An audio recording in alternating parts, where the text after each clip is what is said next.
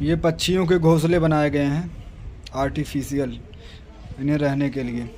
क्या ज़बरदस्त बनाया है भाई, ये देख सकते हो आप। इसमें इसने एक मटके को सुराख कर बनाया है। इधर का देखते हैं,